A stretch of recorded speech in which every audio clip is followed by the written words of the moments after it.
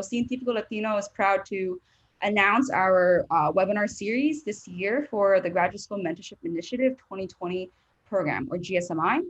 To introduce myself, I am Daisy Duan. I am a second year graduate student studying molecular biophysics and biochemistry at Yale University. This is my second year serving as a STEM Education Outreach Director. And then this year as the Director of Digital Education, so essentially organizing this webinar curriculum for GSMI. And I am so excited to introduce everyone to our speaker for today's presentation on applying to graduate school in physics. We have with us today George, a PhD student in physics at the University of Chicago and co-founder of SU5, which is a mentorship and peer support group for first-year graduate students in physics and astronomy. And I'm going to also link to his group in the chat box below. So check it out. Yeah, so I know that from working with George ever since I believe like June. So this has been months in the making. He is extremely hardworking and very receptive and can talk to you guys about his experiences applying to graduate school in physics. And you will all learn so much from him, understanding the necessary components and things you should address in your application as a physics PhD applicant this year. So without further ado, I'd like to welcome George. Please take it away.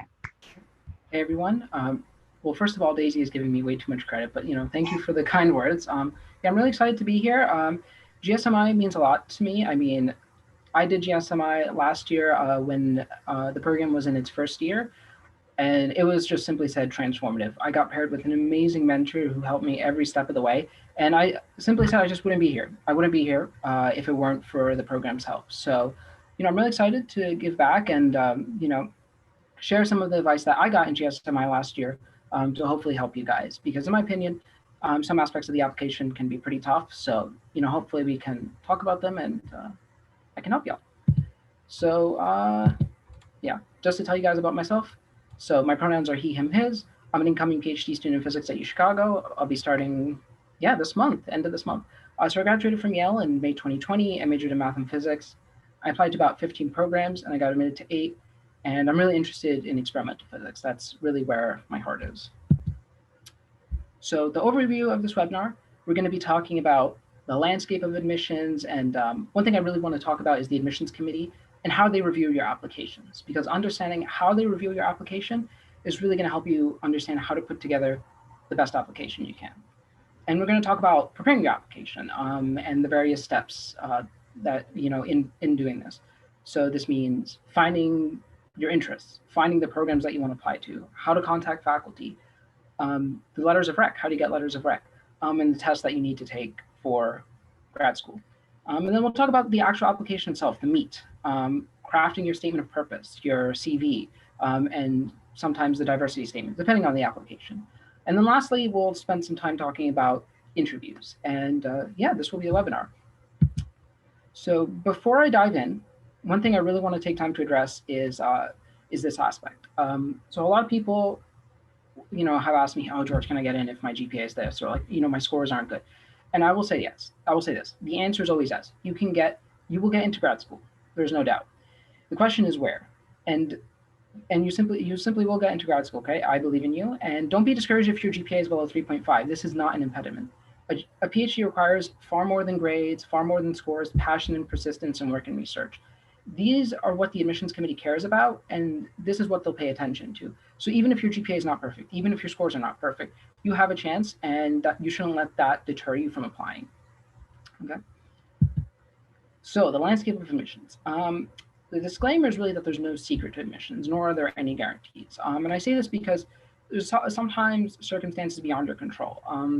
Some examples are really like funding for that year, professors going on sabbatical. You might apply and you really want to work with someone, but that person's retiring or something. And, even though the committee really likes you, there's really nothing you can do because that one person is, going away. And there's really nothing you can do about that. But what you do have is the power to craft the strongest application you can. And I think there's a lot of peace in this by knowing that I've done my best and, I'm just going to see what happens.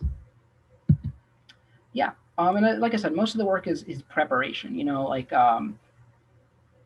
what goes into the application. And if you do this, then the process will hopefully go smoothly. So Um, Another thing to address, though, is the impacts of COVID-19. So people ask, how will the pandemic affect the application process? What steps should I take?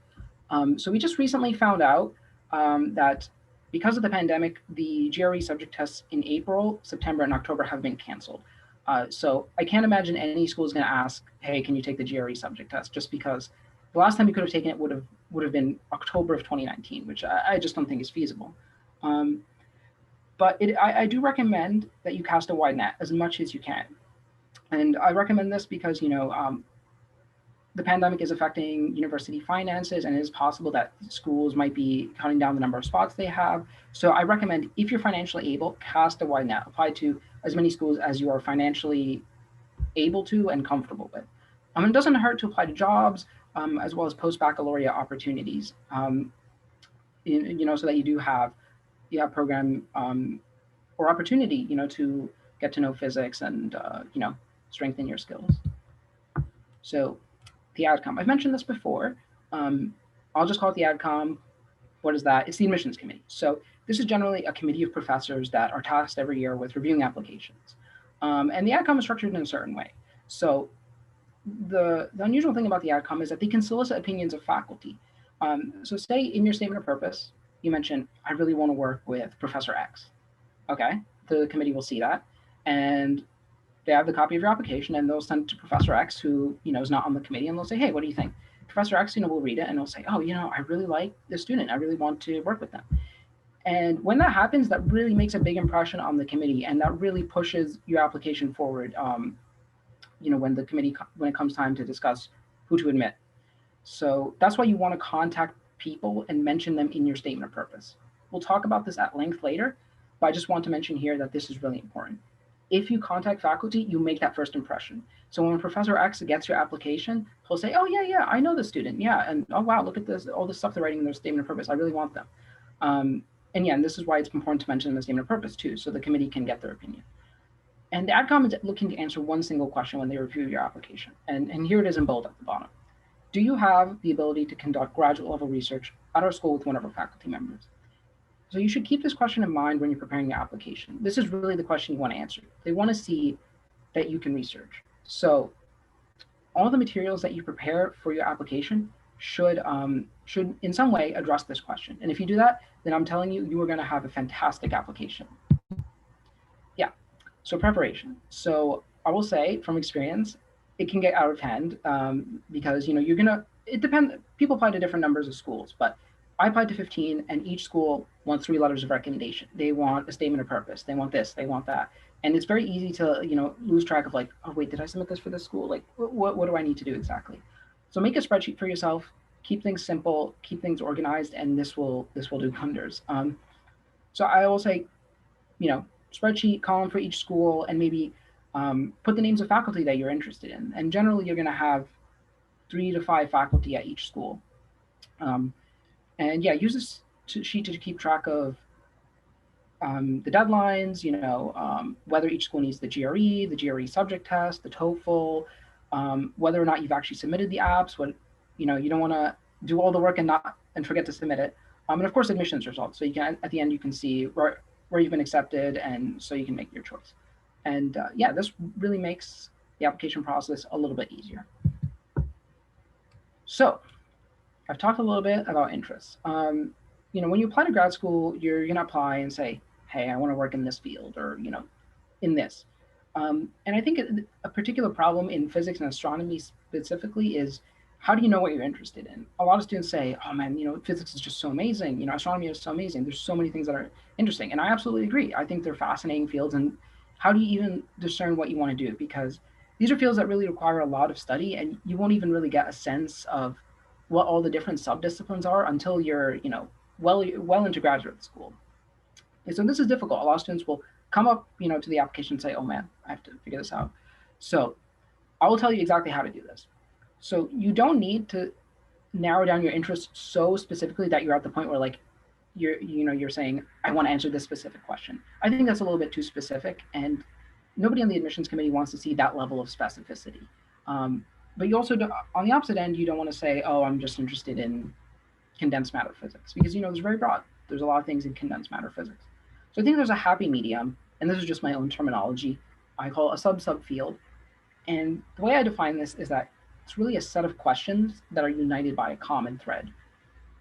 And if you can narrow down your interest to this level, then the admissions committee will love you. Um, I know this is kind of abstract, so if you guys want, I will give an example from my experience. Um, so when I applied last year, I was really interested in this thing called precision physics, and well, I'm still interested in it now. It's really a field that's really diverse. You know, there's people doing answering different things. They're finding gravitational waves, detecting dark matter, matter antimatter asymmetry. The questions in this field are all very disparate, but the common thread between all this is really like the methodology of the experiment. Like in precision physics, you measure things really precisely to get an answer on like big questions in physics. And I thought, this is really interesting. This whole idea of like just measuring things precisely to find answers to questions. And that's just one example, but I think if you can narrow down your interests to that sort of level, then that's all you have to do. You don't have to get more specific than that. And so finding this, I think takes some time. You have to figure out what excites you, what doesn't excite you, and it's all a matter of taste. There's really no explaining like why I don't like a certain field and why I like something. Um, but like food, it takes trial and error. So I will say it go through. There's some resources that you can use to find this. I will say the archive where people post preprints of papers. Definitely don't spend hours like reading papers, but look at the abstracts. See like what catches your eye. Do you feel like this is interesting? Maybe that's not interesting. That's useful. And your professors and academic advisors are super useful. These are people who know the field inside and out. And you say, hey, I think I'm interested in this. Maybe you could give me some guidance. And they'll give you some guidance. They'll say, hey, I think you might be interested in these questions, this field, or this subfield. So they're really good. And don't be afraid to use them as a resource in the process. Past conferences, I think, are really great. Looking through posters that people have put up, conference papers, presentations, because they're oftentimes tailored to a more general audience, and they're not as deep or technical as a paper on the archive, for example. So I think these are really good for understanding what you're interested in. And also, I'll plug academic Twitter. I think it's really great, the stuff people put out there. You can follow a lot. If you follow people on there, you'll often get a taste of like what sorts of physics or astronomy are out there, and what captures people's eyes. So hopefully this is helpful. All right, now we come to programs and faculty. And you might ask, oh man, there's a lot of programs out there. I mean, I haven't looked at the numbers, but there are quite literally hundreds of programs out there in the United States. And at each one, there's dozens of faculty. How do you even go about finding which ones you want to apply to? So the secret here is to go backwards. Don't spend hours looking. So the way you might traditionally do it is you'll say, okay, I'm interested in this school. Now let me look through all the faculty at that school and see if there's anybody that fits my interest. No? Okay, I'll do this for another school. And you do that on, and it takes forever. The secret is to go backwards. Find the work, then find the people who are doing it, and then you'll have a list of schools to apply to. This saves you time, and it's much more efficient. So once you narrow down your interests, just search up the research, like search up experiments, search up keywords, and note the faculty that are doing it, and note the places they are at. And doing this, you'll have a very easy list of programs and faculty. And again, things that can help you in this process are looking at past conferences. You can see all the people who have done this cool research and see their posters, their papers, etc. The archive as well, Google keywords. I think PopSci can be useful as well. PopSci does tend to distort the science sometimes, but it can tell you what's hot and what's on the cutting edge sometimes, which I think is useful. And Nature and Science, like the actual journals, have a really, really good front page blog dedicated to highlighting really cutting edge work.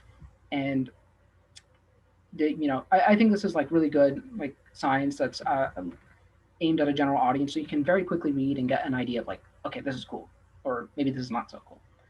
So doing this, you'll find the programs you want to apply to and the faculty that you might want to work with. Now you might ask, okay, I have a list of schools, but now there's so many. How many do I apply to? So I will say you can afford to be picky. Don't pick places you want to be. So I once attended a panel, and this grad student said something that really stuck with me. He said it's better to be sad in California than sad in Chicago. If you don't like the winter, of course, I like the winter, so it's not relevant to me. But if for you the weather is a consideration, then don't apply to school in Chicago, you know? So you can afford to take these personal preferences into account. And people think, oh, these aren't relevant. Like I should just apply to the best of the best. I'm telling you, that's not going to help. There are students who are at like the best of the best, and they may not like the school. They would have been happier somewhere else that more aligned with their personal preferences. So use these to call your list of places. And at the end of the day, I will say applying anywhere from like 8 to 15 is common. The rate, there's a lot of range. It depends on who you talk to, but I think this really captures like the number of schools that most students are applying to. And only pick schools with 3 or more faculty you're interested in. And I say this because, say there's one school with just one person, you don't know what can happen. That person can retire, that person can move places, and suddenly you're in California, but now you're going to school in Chicago with them, and you didn't want to be there. Anything can happen, so you really want to apply to places with 3 faculty, so that like if 1 or 2 just can't take you, you still have a third option. Um, yeah, so I really have to stress this point. You apply to places with at least a couple people who are doing the work you're interested in. So George, we Yeah. have a question, and so the attendees they asked, where can you search up these papers and or works? Yeah, so I will say the archive is a really great resource. So the nice thing about the archive is like it's where people basically put their journal papers for free. And you don't need like any sort of like login for that, because you know how journals are paywalled and you need like a university login.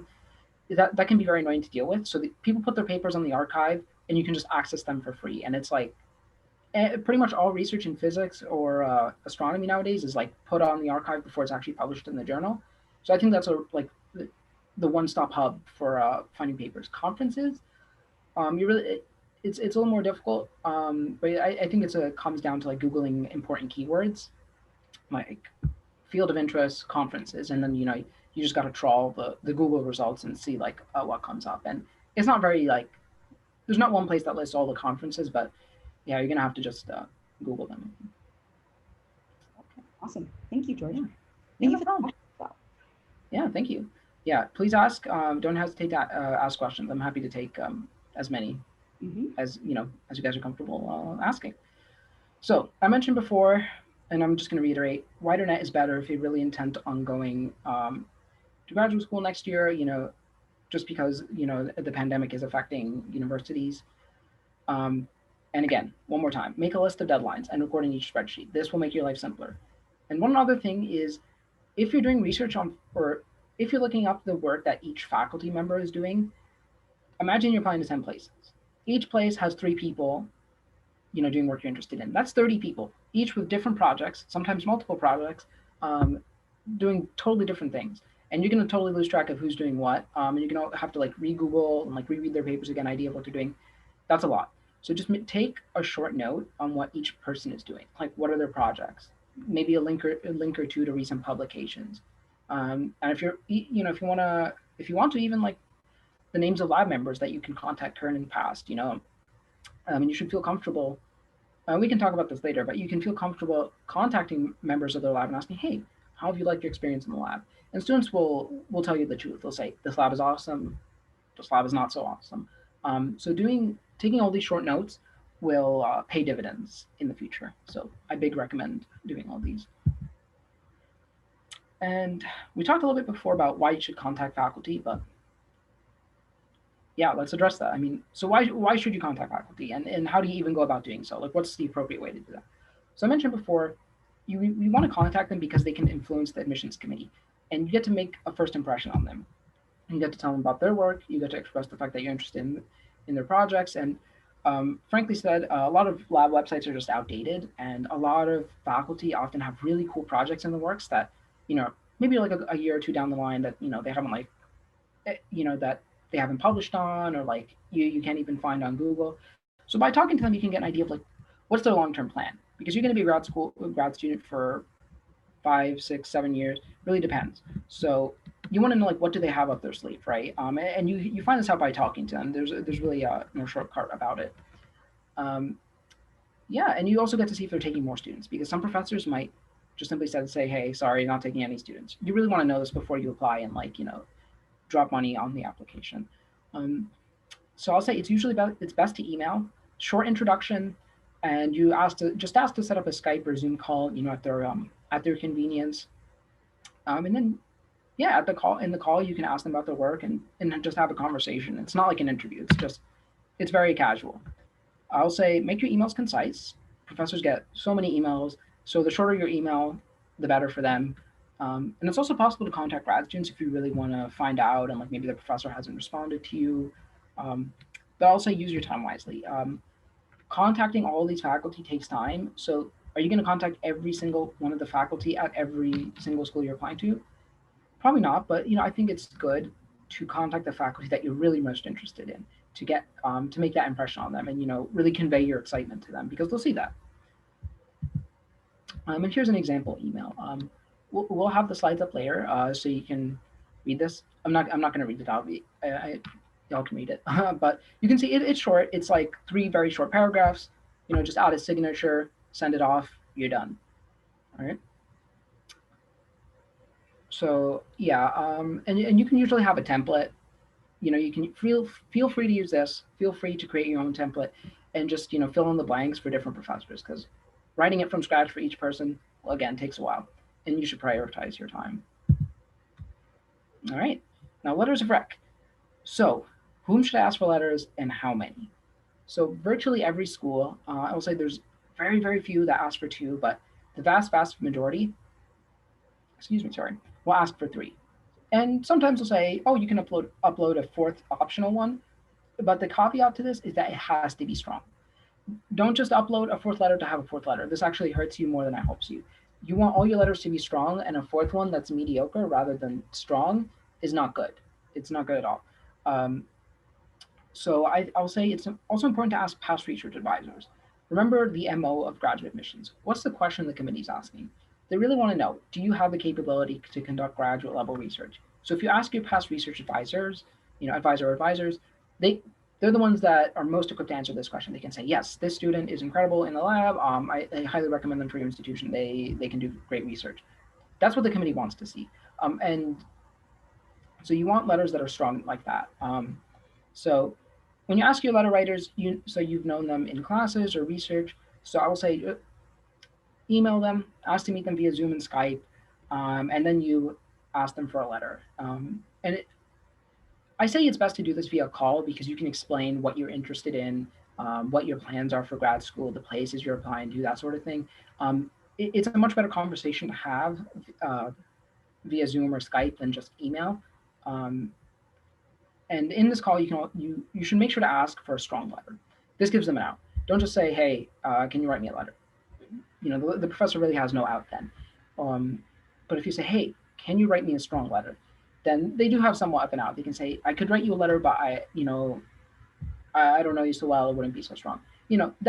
That honesty is appreciated, and in the end, it helps you because you don't want a letter that's not going to be strong, and the professor just doesn't feel comfortable telling you. Um, and if you can also send them your CV and a draft of your statement of purpose, this really helps them because they can see, okay, what are you interested in? What have you done? Because professors don't know everything you're up to. They don't know the classes you've taken.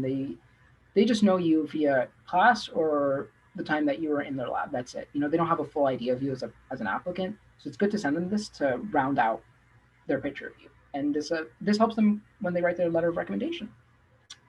Um, you can usually send this to them later when you have them. You don't have to send them initially. Um, and one other thing I'll emphasize is they're there for you as a resource. You should make sure to really use your recommenders because they can really help you a lot. What I mean by this is that you can ask them to address weaknesses in your application. And this is the thing that people don't really think about. Um, and again, students are sometimes worried, oh, my scores aren't so great. My GPA isn't so great, or, I had a really bad year because, something happened and, I couldn't keep up in school. So how do you address those things? It comes off best to the admissions committee when a professor or one of your letter writers addresses this. Because to them, it's a person of authority saying this, like, and they can usually explain it like, with tact and make it so that it's not an issue. When a letter writer addresses a so-called weakness, it really can make up for this. in your application. So don't be afraid to approach your letter writers if you're comfortable, of course, saying, hey, I'm afraid about this aspect in my application, and I'm afraid it might hurt my application. Is it possible you can address it? So don't be afraid to do that. They'll usually be more than happy to address those sorts of things in their letters. All right, George, we have a question that goes back to your earlier slide about contacting faculty. So we have actually a couple questions. So this first question was, so they ask, how should we prepare when talking to faculty? Yeah, that's a fantastic question. Fantastic. So I don't think you need to do a whole lot. I think what you should know really well are like the research that they're doing in their lab. Like, I mean, you don't have to know the experiments or whatever they're doing inside and out, but have like be able to converse about, say, oh, I saw this really cool paper you published and you talked about this, but I had a follow-up question about this, or like, what are some future directions that you're looking to take that in? Enough that you should know it to the point where you can have like some sort of conversation about it, And again, you're perhaps an undergrad, so you don't really have like you're not going to be able to understand all of their papers like in total depth, but just enough to have a conversation about it and like ask them a couple questions about it. And also know like what you've done. A lot of students sometimes forget like what's the work they've done in the lab or the class. So when somebody asks them, hey, like, can you explain to me what you did in this lab? And they're struggling to remember like, oh man, what did I do 2 years ago in the lab? You want to brush up on those details. So if somebody asks you, you can give them the elevator pitch. Oh, I did this and this and that in the lab, etc. Yeah, I think those sorts of things, and an idea of like what your future plans are. Like, I'm applying to grad school. I'm interested in this field. I think those are just what you need for the conversation. You don't need more than that because it's like it's casual. It's not an interview. They're not going to grill you or anything. Definitely. Thank you, George. And we have one more question. It's about subfield like research. And so this person has asked, I want to focus on theoretical physics, but I have not been able to do theoretical research, just experimental. So does this affect my application in a negative way? I will say no. So I will say, all things being said, it is good to show that you can. I think the good thing to show is that you transferable skills, right? Because getting into theory as an undergrad is like really tough. Very few people do so. So what you really want to show to the committee is like, look, I haven't had a chance to do so, but given the chance, I will succeed in this. And the way you do that is by showing, like, talk about this, spin whatever you feel is a negative into a positive. Say, oh, I was working on this experiment, but the skills that I learned in this experiment are really, like, maybe you did a lot of modeling, maybe you did a lot of like computation and like proofs like for that experiment, and you can say, I did a lot of this, so I know what it's like to do theory in some way. Take whatever you think is a negative and spin it into a positive. Emphasize skills that are transferable, because experimental and theoretical physics aren't exclusive. In experiments you often have to do a lot of calculation and understand like like the theory behind what's going on in your experiment. And all theorists are also concerned about like, how do we prove, how do we take what we're doing and like implement it in an experiment, right? So there's a lot of interplay, and you really want to emphasize the skills that can be translated from one to the other. And if you do that, you will have a strong application. So I will say, don't worry. And committees understand theory is it's just very hard to get into. Like, very few people get into it before grad school. Right. So hopefully that helps. And we'll talk a little bit more about this whole spinning things into a positive later on, because I think this is really one of like I personally, this helped me the most last year, so I'm going to talk about it at length later. So if you don't mind, I'm going to continue with the tests. Go for it. Mm-hmm. Yeah. Okay. So a lot of schools are going to ask for the GRE and physics GRE. So COVID-19, I mean, the physics GRE or like the subject tests have just been like canceled, like, April, September, and October. So there's no way schools are going to ask you to take that. Some are going to ask you to take the GRE because you can still take that at home online, but check by school, because each school is different. Some are like very firm, like, we still want the GRE no matter what. Others are like, we understand these are really difficult circumstances, so we don't want the GRE. You really have to like once you have your list of programs, do the homework and see on their website whether they require this or not. And I'll also say, you don't have to do perfectly. I certainly didn't. If you guys want a short anecdote from me, I took it in April. I took the physics GRE in April. I said, okay, I'll retake it in September. I studied over the summer, and I actually did worse when I retook it in September. And the nice thing is that you have score choice, so you can send them like which ones they can only see it's just like the SAT. They'll only see like, oh, you took it in April. They won't see the September one. But I just mean to say, it's schools are relying on it less and less. So if you say you decide to apply next year and schools for some reason still require it, then don't worry about it so much. Though it's just one small factor in your application, and the other factors matter much more. And one other thing to discuss is that the GRE is usually pretty expensive. So let's discuss tips and tricks so that you can save on the test. So the physics GRE, if you're applying next year, this might be relevant to you, depending on what happens with the pandemic. If you're applying this year, not so relevant because, again, the tests have just been canceled this year. I'm going to also say, again, this is more relevant to people applying next year, but be aware of schools that ask for unofficial score reports. So this is a tip that people really won't tell you, but I think is important. So if you decide to take the test multiple times, of course you have score choice. When you officially send the score, you can send them whichever ones you want. You can only send the best, if and they won't see like the first time you took it when you did, a little bit, you didn't do so hot. But if schools in the application ask for an unofficial score report, in the unofficial score report, it has all your scores from all the times you've taken the test, and there's no way to scrub any of them from the score report. So when you send this, they'll see all your scores. And so when I applied to some schools, they saw, oh, you took it in April, but you did worse in September. So I'll just say, be aware of this. This. So if you do take it multiple times, be really sure that you feel like you're going to do better. I don't think it's a huge issue, but I just think it's something to be aware of.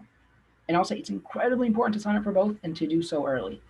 I say this because there are limited spots and there are so few test centers. I know people who signed up late and had to go from Connecticut to Long Island just to take the test. They had to go the night before and find a hotel or crash with a friend just to take it.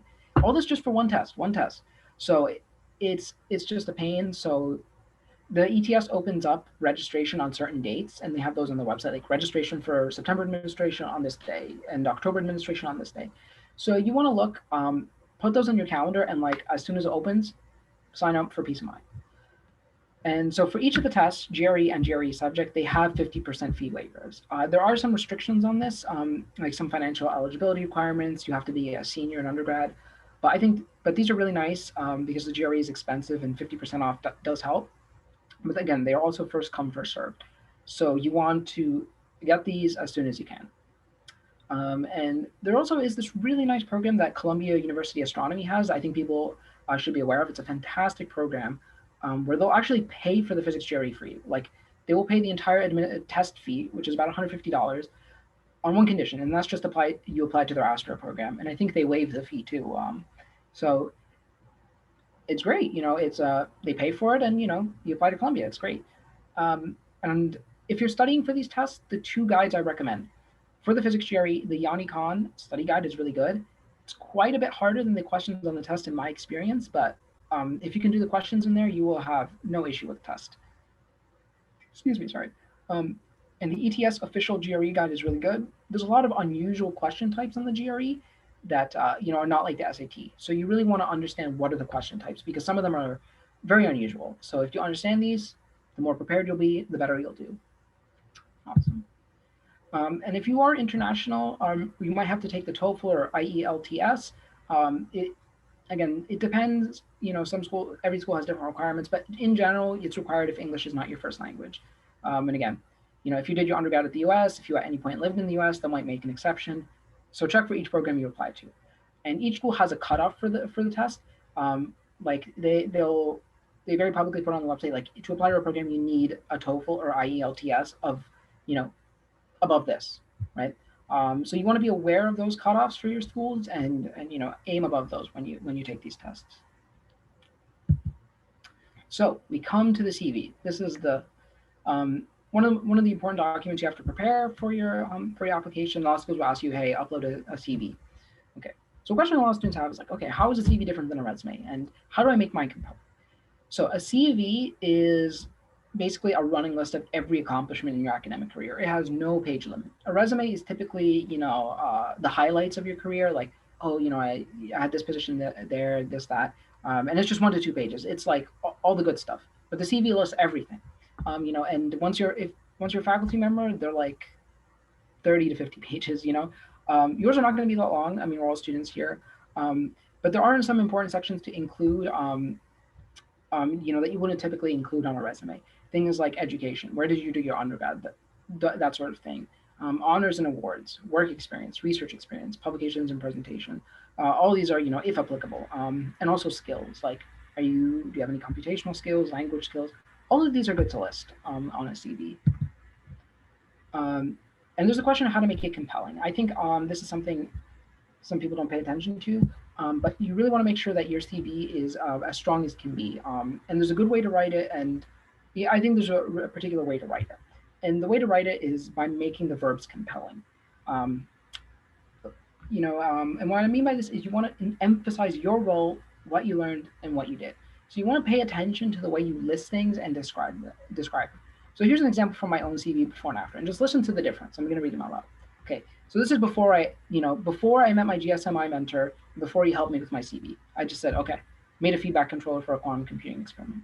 Okay, what does that mean? What does made mean? It's a very, I will say the worst word to use is really made, because it's a very general verb and it doesn't give the committee any idea of like what skills you utilize, what you learned, what you did.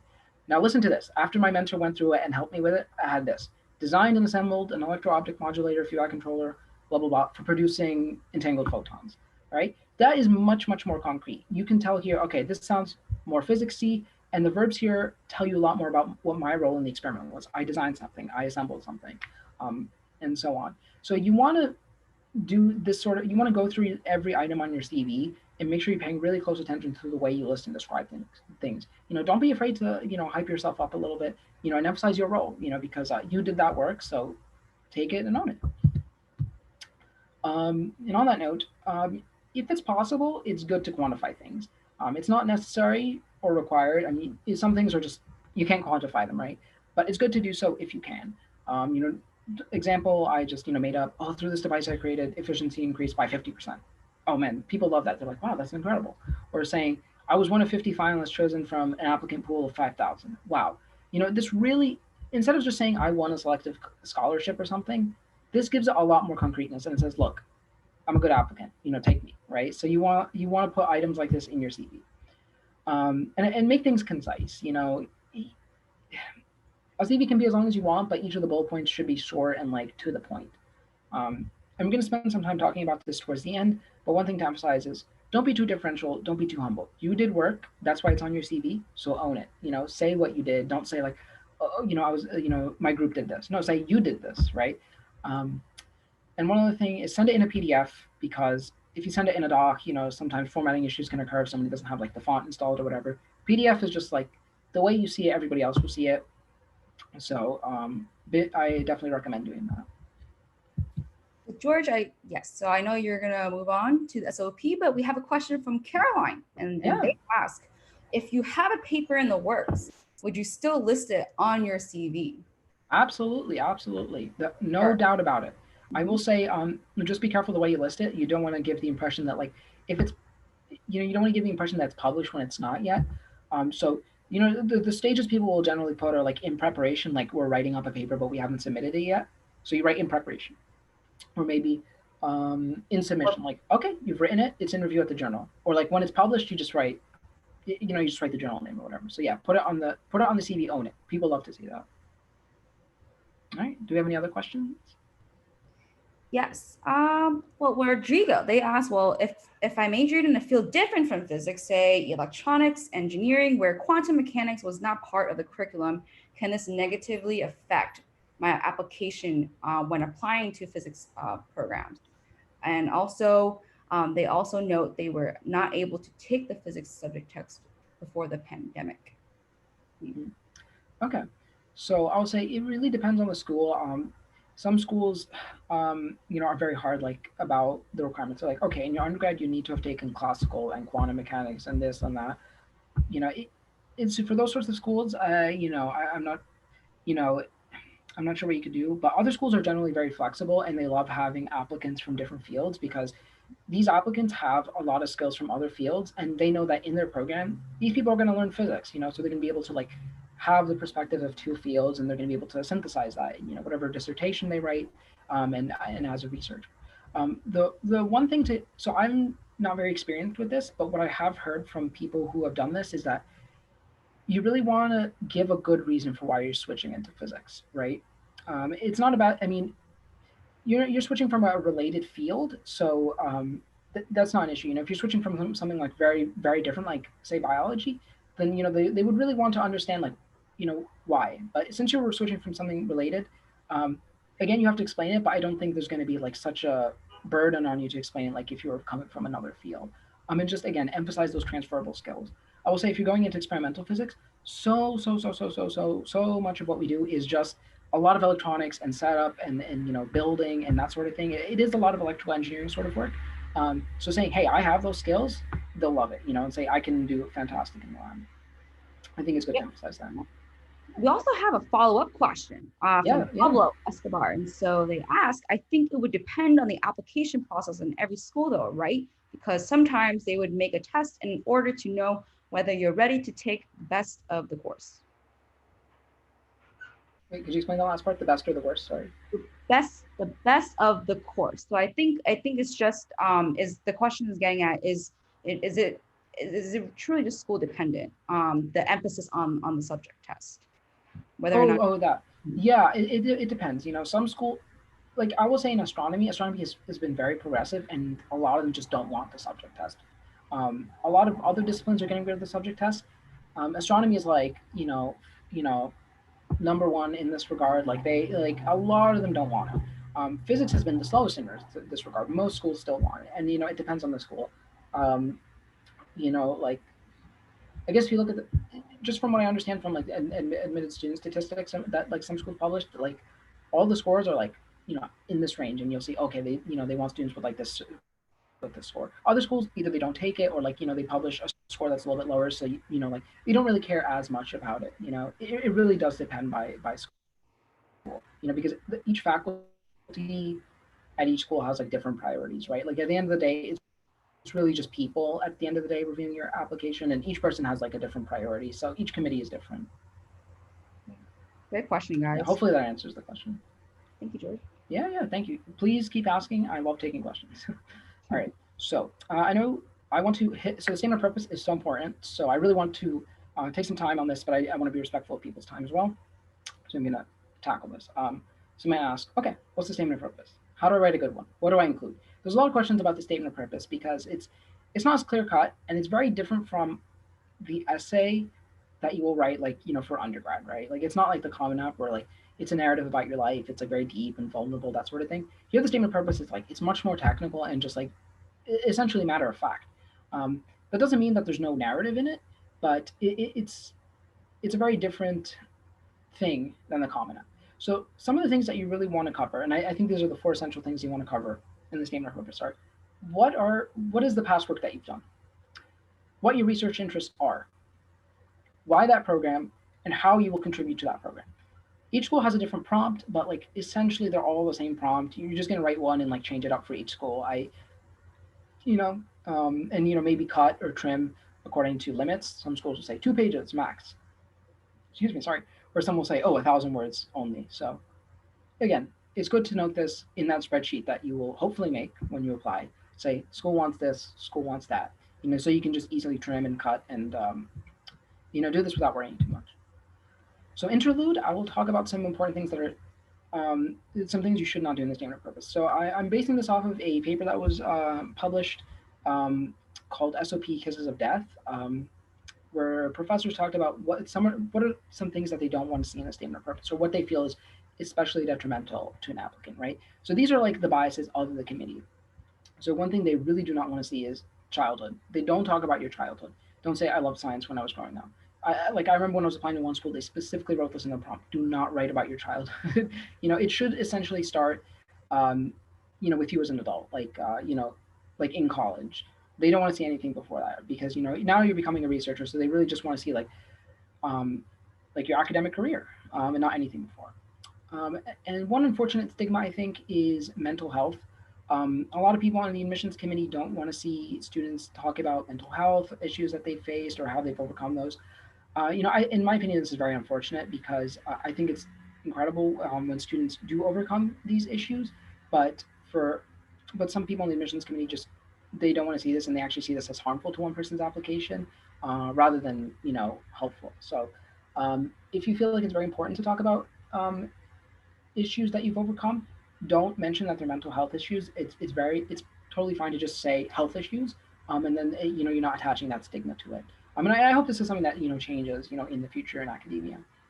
Um, Confidence too is key, but not too much. Again, we're going to talk about this at the end.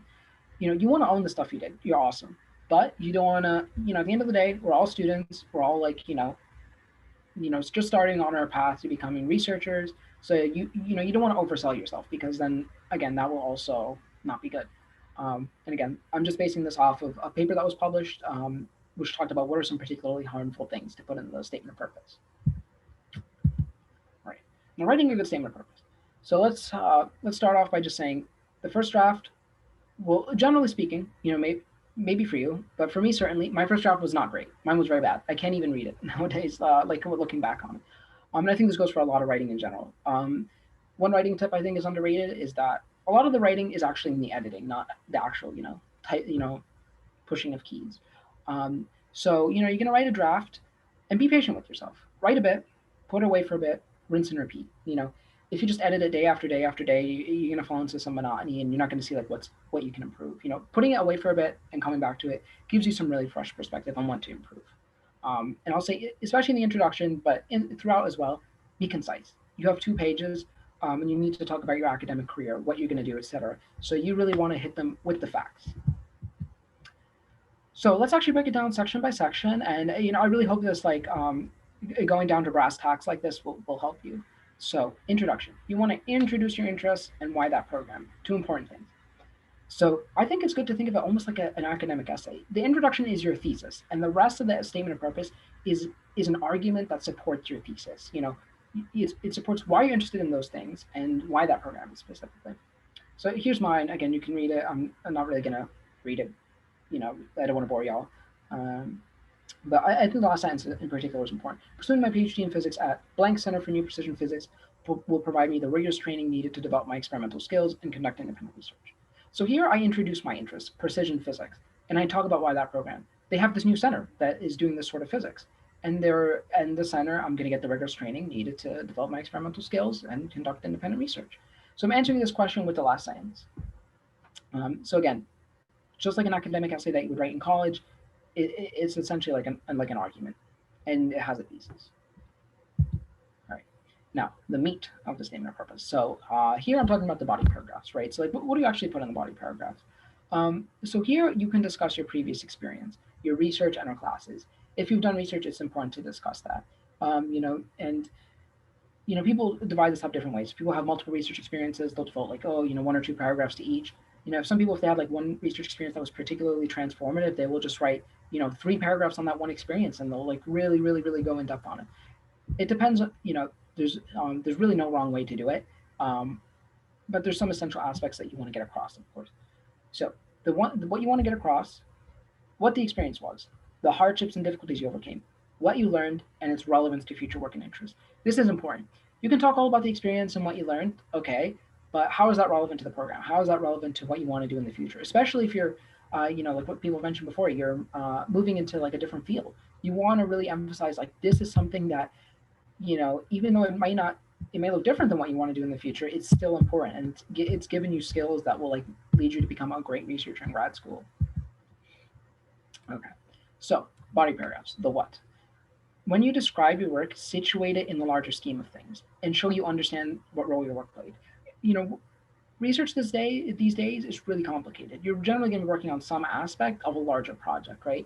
I mean, one criticism I've seen from some professors is that students, when they write their statement of purpose, they don't really describe what the project is they work on. Scientists really, or the admissions committee really wants to understand or see that you understand what the project is. If you just understand a little bit you did, but you don't understand the general scheme of the project, they just really want to see that, right?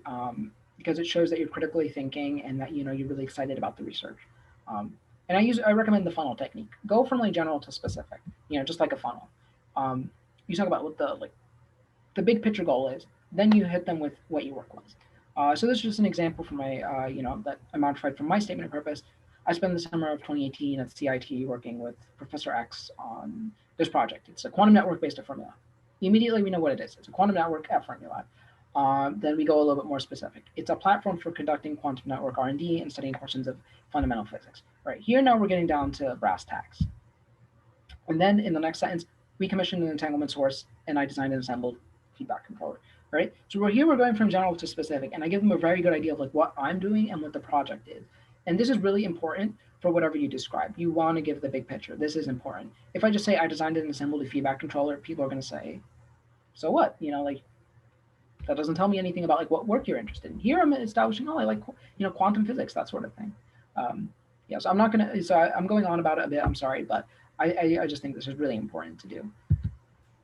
George, we actually have a question regarding the funnel technique, and so someone has asked, what if you're not sure how to go, how specific in your SOP, right? So what if you're too general and you have trouble going into the more detailed description of the project?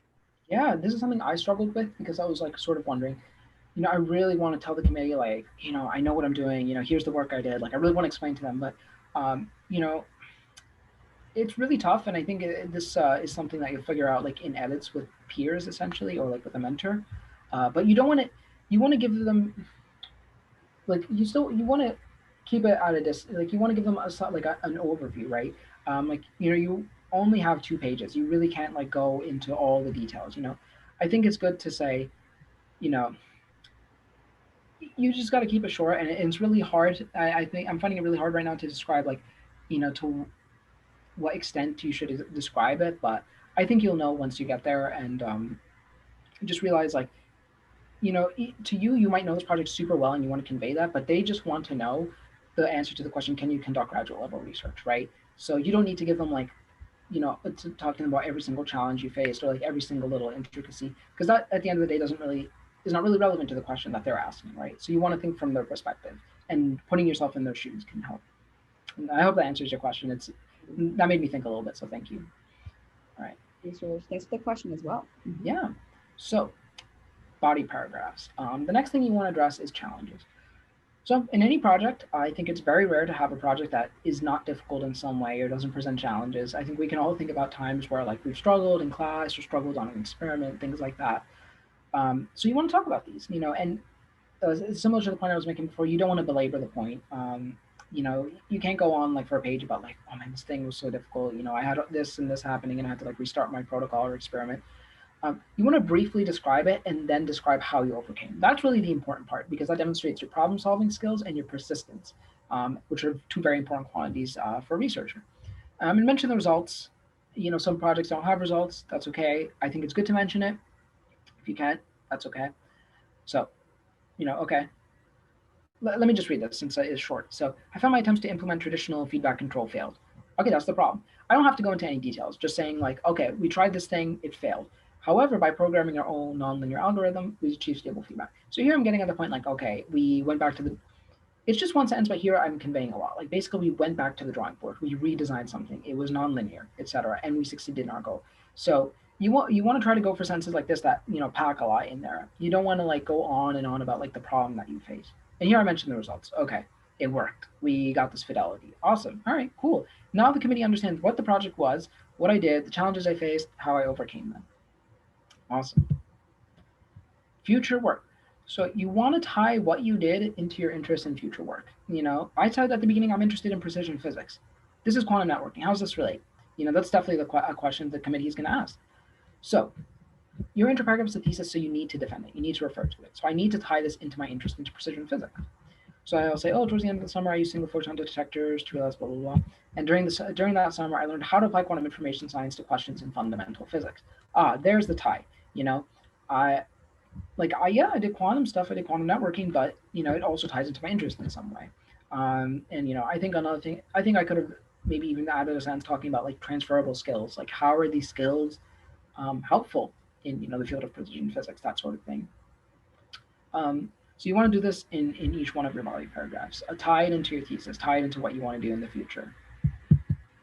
All right, you do this. You get your body paragraphs out of the way, and you're in the home stretch now. You're on the conclusion. excuse me. So the conclusion essentially answers two questions: why that program slash school, and what you can bring. And this is where your research on schools comes into play. Mention specific professors. Remember the people you were doing research on? Remember the people you were talking to? Mention them. This is the time to mention them. Because by mentioning them, the admissions committee sends it, depending on the committee, they'll send it to the professor, and then the professor will say, yeah, I really want the student, and that just pushes you forward a lot in the process. So you want to mention people. Don't be, and you can mention multiple. Don't mention 10, but a healthy balance, like three professors or something like that. Say, Professor X is working on this really cool project. Professor Y is working on something, and I think I can contribute in this way. Professor Z is, really pioneering in this, and I think I could, I would love to join. Sentences like that are great. And it's also good to mention any special academic programs. Some schools have like a joint degree like program where like you get a PhD and like a master's in like a second field or something like that. Is that relevant for you? Do they have a center? Some schools have um, centers for specific work. That bring talented faculty from all across the world. Sometimes they have interesting collaborations, right? Or they have like a project they're working on with other schools, right, that you can't find elsewhere. Or sometimes they're doing joint work with national labs. All of these are things to consider and which make a program unique. These are the things that make a program stand out. You don't want to answer prestige. Don't say like, oh man, this place is so good. It's like number one ranked. That's why I want to be there. That's not a good answer. You really want to mention what makes this, like you want to go down to brass tacks. Answer, this is what makes the program unique and this is why I want to be there. All right.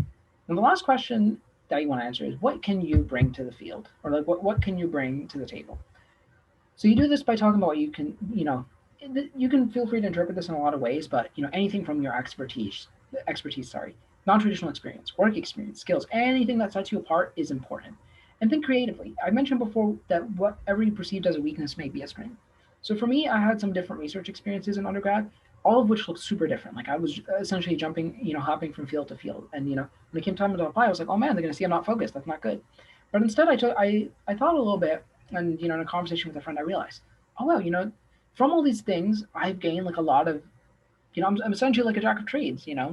I have all these skills in different fields that I can use in this field that I want to enter, right? And like from it, I've learned how to like pick up skills quickly because I've always been adapting, right? That's important for this new field I want to enter. So think creatively. Anything you perceive as a weakness, I bet you can turn into a strength if you find a way to twist it, right? Um, and one last thing is just be confident, And I'll actually spend some time talking about this because something my GSMI mentor helped me realize last year that I think a lot of people don't realize is that people use a lot of filler phrases like I was very fortunate to have the opportunity to do this, things like that. This is not efficient in space and it's just so droll. Like people will read this and like their brains will tune out, right? You don't want this. You want to be confident. You want to say, I did this work and I'm proud of it, right? So don't put down your work. Don't be differential. Don't say, oh, the project didn't succeed or whatever. Like, no, be confident. You did work, own it. So don't use things like I hope, and so my mentor said you need to use I will or I plan. Replace every instance of I hope with I will or I plan. I'm not gonna lie, this made me very uncomfortable at first because reading the sentences at first I was like, no way, this doesn't sound like me. But now when I reread my statement, I'm like, wow, it sounds like so much better than what I had before. Um, you know, so I don't want to be prescriptive, but I really, really, really recommend that you do this sort of thing, and get a friend to help you with this. Sometimes it's hard.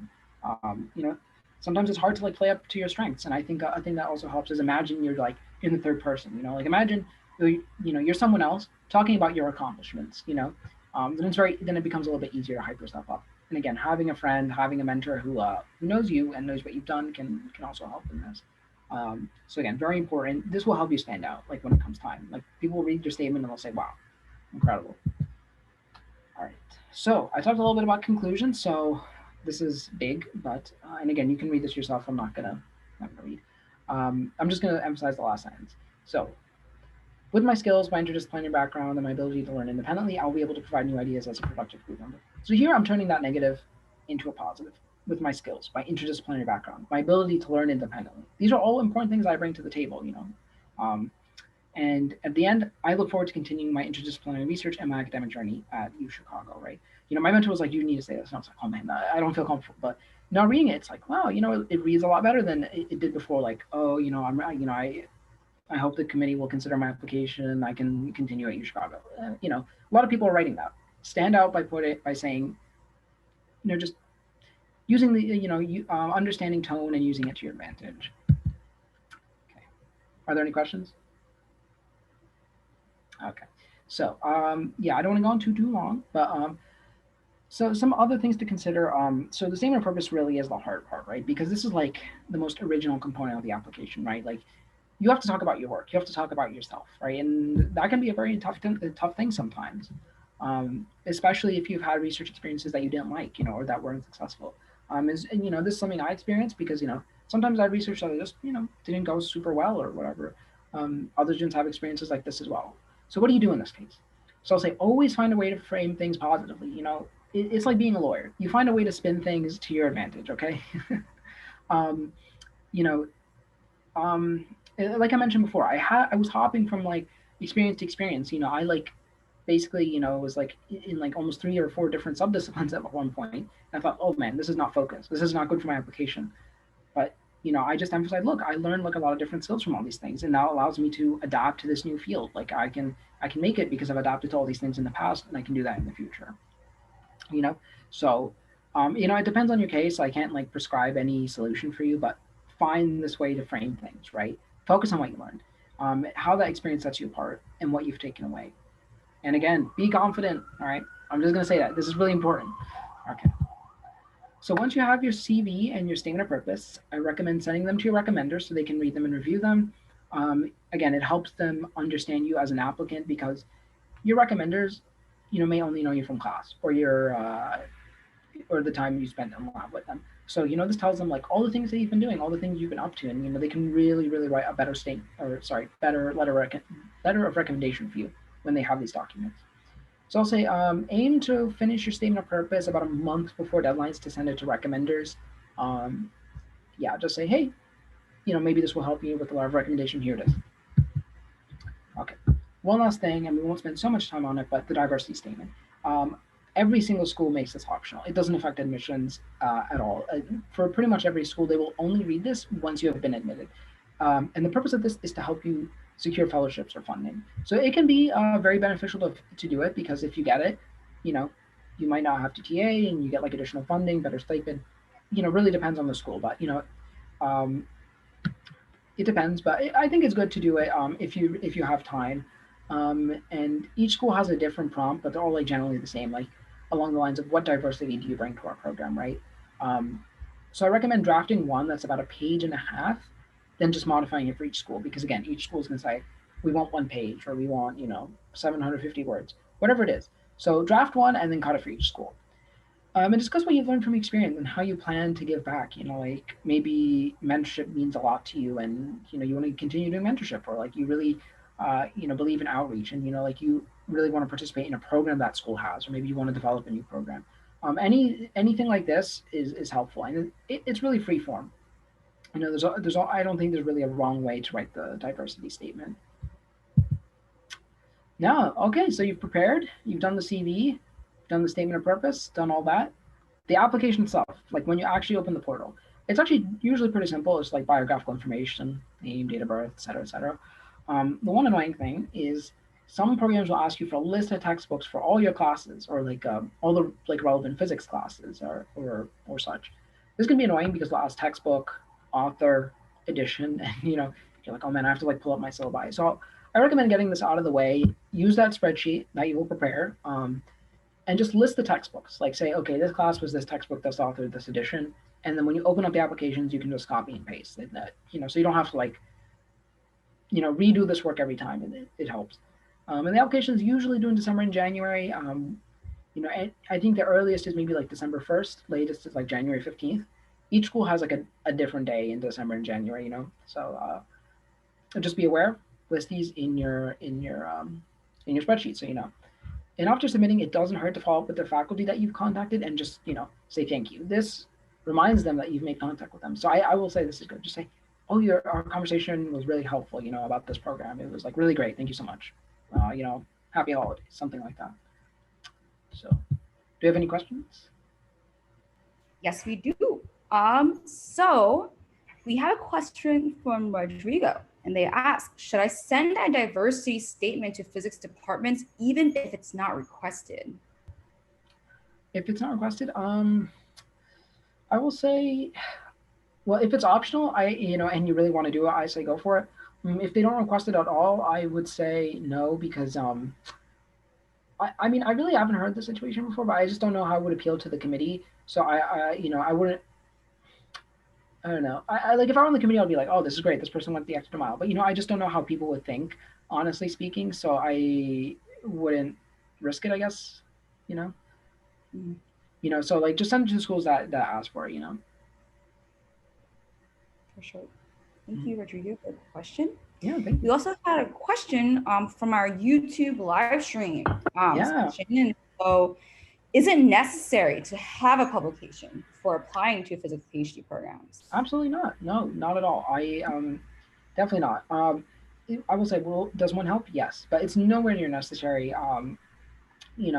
Just because like honestly speaking, a publication as an undergrad is different from a publication as a grad student. And why is that? Because it's much more indicative of place and time, right? If you're in a lab as an undergrad, you're probably in there for maybe I don't know, depending on the student, maybe like 1 summer to 4 years, right? Whereas a grad student, you're in a lab for like 4 to 5 years consistent, right? So you're going to get publications as a grad student. As an undergrad, it's much more a question of like time, place, and luck, right? So does it help? Yes, but it's nowhere near necessary. And I know like people who got into like fantastic programs who didn't have any. Awesome. Thank Mhm. you for that question. Yeah, thank you. Mhm. And that's it for now. Okay, awesome. All right, so you've submitted your applications. You're on winter break. Hopefully relaxing. Um, so now you're just waiting. You're just waiting until February or March to hear back. Some do's and don'ts, or actually, this is just don'ts. Don't constantly email admissions officers. It's good once, maybe, to ask them, hey, haven't heard back on my application. Do you have any updates? But they'll usually be vague. They'll never tell you, 5 p.m. this Friday you'll hear back. They'll say sometime in the next few weeks, and then you're still living in a state of uncertainty. So, if you really want to know, you can email them. But constantly emailing them is not going to give you any additional information that you already didn't have. Definitely do not go in admissions forums. Do not, like, point blank period. Do not go in admissions forums. They're very toxic. And like in my case, they'll just make you feel insecure about like your own stats or your own application. You know, um, and it's just people like sometimes like just essentially bragging about their own stats. So you're not going to learn anything there. It's just better to wait and enjoy your time on break essentially. Um, yeah, you can also apply to jobs and postbacks in the meantime. Actually, I had a friend who was very intent on going to grad school one year. Then he applied to some jobs. He got one. He was like, oh, you know what? I'll actually just defer grad school. And now he's entering this year with me, and he like thinks the experience was like, incredible for him, and it just made him so much better prepared for grad school. So if you're thinking about this, I don't think it's a bad idea. Either you can take the job or the post back, or you can defer grad school. All these are really good options, and I'm of the thought that it's better to have more options than fewer. And again, just be patient. You're on break, enjoy it. So interviews. So interviews for physics grad school are thankfully very very chill, very casual. They can be any time between late January and mid March. They're very often online. I mean, actually, like most, I don't know of any that are in person, honestly. They're either just via Zoom or Skype or phone, and they're very casual. Again, they're usually just a conversation. Maybe somebody had a question about your application, something like that. So you just want to prepare a short elevator pitch. And this goes to what I talked to before. You really want to know who you are, your interests, and why that program. I practice it in the mirror, practice it in the shower. Like this is who I am. This is what I'm going to do in grad school. This is why I like your program. If you can get it down to a minute, amazing, and they'll be blown away. But because having that level of preparedness is good, right? Because even though it is a conversation, if you can be very confident about in your answers, that's good. And again, know your own research because sometimes they'll ask, oh, you talked about this experience in your statement of purpose. Could you actually tell us a little bit more about it? So you don't want to be stuck trying to recall your experience. Again, you don't need to know the ins and outs, right? Like they're not gonna ask, okay, what vacuum part did you use in this experiment? But it's they'll say, oh, you talked about this challenge you overcame. Could you tell us about it a little bit more? So you'll want to like brush up on that. Any notes that you have from the lab, anything like that, good to look at. All right, so March/April has come, and now you are choosing between programs. So how do you choose? Um, so there's a lot to say on the subject, but I will say the number one thing is really talking to grad students. faculty are going to try to ooh you and ah you with all the cool stuff about their program. The students are going to be very honest with you. They're going to um, and you should be suspicious of programs that don't leave you alone with the grad students. Like usually at the meetings or like the flyouts, they'll put you in a room with grad students and there'll be no faculty there to like encourage like honest conversation. If they don't do that, that's not a good sign. Um, we usually want to talk to the grad students and ask them important questions, right? Ask them anything and everything that's on your mind. Like, do they like the program, first of all? Do they feel supported? Like, does the school offer relocation assistance? What sort of mentorship programs are there? Do they support various career options and interests? Because, you know, even though you might want to do a PhD, you don't want to enter into academia. And some programs are like supportive of that and others are not. And you really want to know about that. Excuse me. And that's something that really only the grad students can tell you. And you also want to follow up with faculty contacts to talk about group positions. You know, you applied in December. Now it's March. They probably have a better idea on what it looks like for the the upcoming year, or the year after. Do they have the ability to take you on? Like, is there space? Is there funding? These sorts of things. You really want to talk about this, and you want to get a firm answer from all of them, like either yes or no. Because again, you don't want to commit to a program and then like a professor is like, oh, I forgot to tell you about my funding right now. I can't take you. You don't want to be in that situation. And I really hope for all of y'all the pandemic gets better, because I think the visits. I went on one visit, and it was very fun. It was all paid. They put us in a really nice hotel. We went to an art museum and everything.